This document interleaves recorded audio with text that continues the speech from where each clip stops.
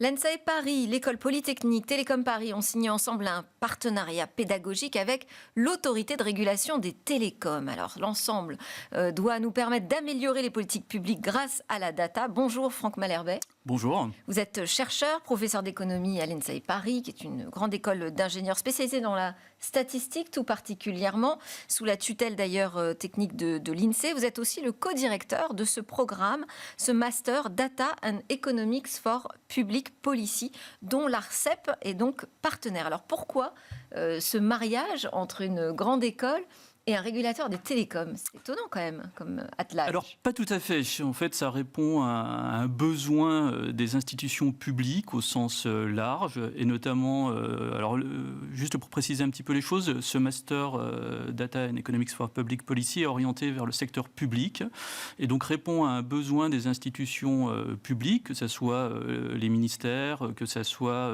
des autorités de régulation, comme l'ARCEP.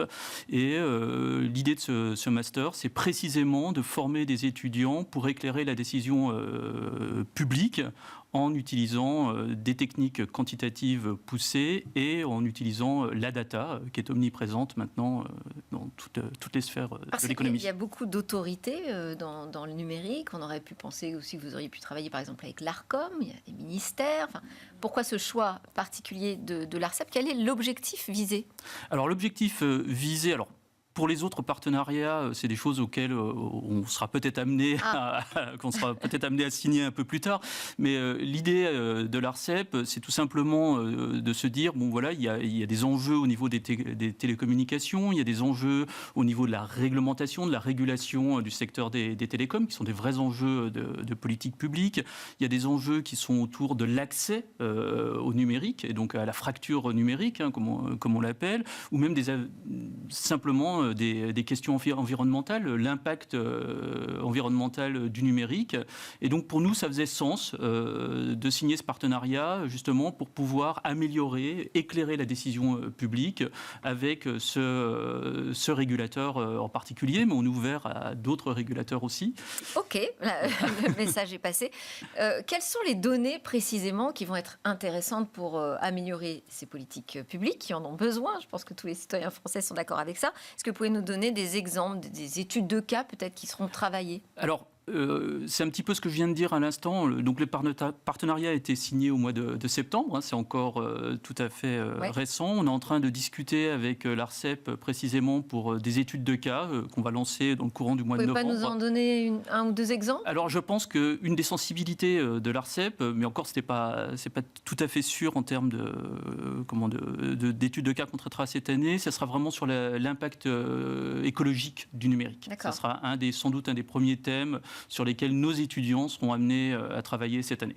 Et donc, quelles données? Vous allez travailler là-dessus, en fait, sur les données qui sont pertinentes aujourd'hui pour adresser ces nouveaux enjeux? Exactement. En particulier, toutes les données qui sont collectées et qui sont utilisées, soit par des données qui sont privées, uniquement accessibles aux chercheurs, ou des données publiques. Et donc, ça sera dans le cahier des charges de ce qu'on va appeler des Policy in Action Project, ces fameuses études de cas. Et ça à charge à nos étudiants de faire un rendu sur ces... Je vous interroge sur quelles données, parce que c'est quand même hyper important, hyper stratégique aujourd'hui, de bien sélectionner sa donnée, de réussir une bonne collecte pour prendre les bonnes décisions. Absolument.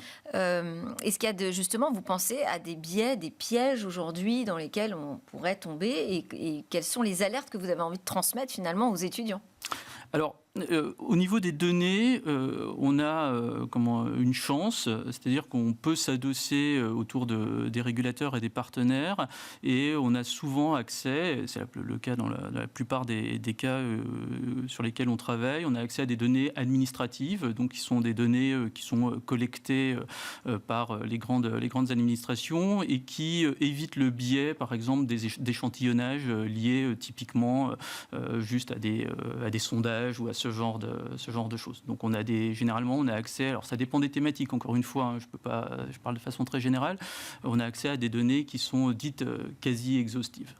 Et l'ARCEP interviendra comment dans ce master? Alors, on a trois... En fait, la philosophie du master, d'un point de vue pédagogique, elle est double. La première, c'est qu'on veut donner à nos étudiants des fondations techniques extrêmement fortes, quantitatives, donc mathématiques, qui sont basées sur deux aspects. Le premier, c'est vraiment tout ce qui va être technique d'évaluation des politiques publiques de manière un peu classique, ce qu'on appellerait de l'économétrie pour les gens qui sont un peu familiers avec le champ. Et puis, en même temps, des techniques très poussées d'analyse des données, que ce soit du statistical learning, du machine learning, et pour les questions de politique publique, un champ qui est assez nouveau, qu'on appelle le causal machine learning, où vraiment on ne se contente pas juste de traiter les données, mais on essaie de donner aussi un sens aux données, voilà, véritablement. Et donc les modalités d'intervention, elles sont doubles, donc il y a un côté très technique, et puis au travers des partenariats et du partenariat avec l'ARCEP, nos étudiants vont traiter des cas types des sujets qui sont proposés par l'ARCEP, des propositions également de stages, et surtout de manière aussi importante, tout au long de l'année, il y a des échanges entre les étudiants et les partenaires, dont l'ARCEP, dans le cadre de ce qu'on appelle des lecture series. Et les lecture series, c'est l'occasion pour des professionnels de l'évaluation des politiques publiques ou des politiques publiques au sens large de venir présenter concrètement aux étudiants leur travail. Et il y a un échange qui s'établit à ce moment-là, de façon à ce que... on a voulu que le diplôme et la formation ne soient pas déconnectés du champ professionnel et appliqué en quelque sorte. Merci beaucoup, Franck Malherbe. Je vous en prie, merci à vous. Vous êtes professeur à l'ENSAI Paris et puis le directeur de ce nouveau programme. C'est l'heure de notre débat. On va voir comment ça bouge dans les semi-conducteurs.